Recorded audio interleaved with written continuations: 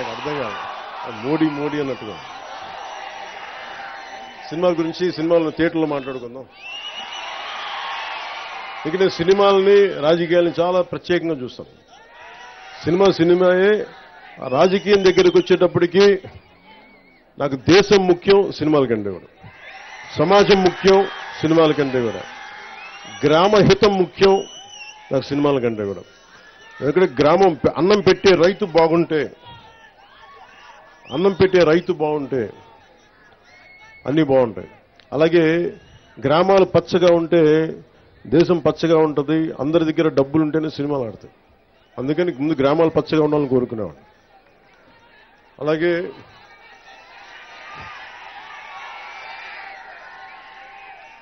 ఇంకొక ఇద్దరు పేర్లు చెప్పడం మర్చిపోయాను, క్షమించాలి. ఒకటి మన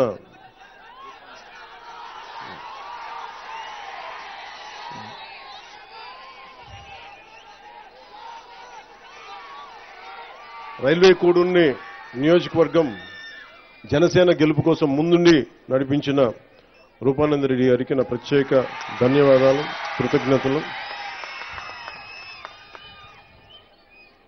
అలాగే మన కాటంనేని భాస్కర్ గారు,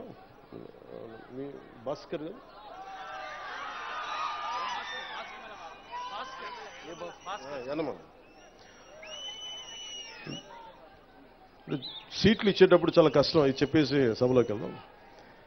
యాక్చువల్లీ యనమల భాస్కర్ గారిని మన రైల్వే కూడూరుకి నేను చేశాను.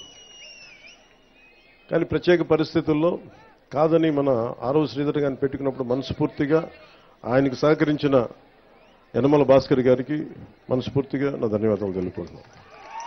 ఇక్కడ నేను పార్టీ కోసం పనిచేసి ముందుకొస్తామన్న వ్యక్తుల్ని నేను పోగొట్టుకునే వ్యక్తిని కాదు, మనుషుల్ని కలుపుకునే వ్యక్తిని తప్ప విడగొట్టే వ్యక్తిని కాదు, దూరం పెట్టుకునే వ్యక్తిని కాదు. సందర్భంగా తెలియజేసుకుంటాం.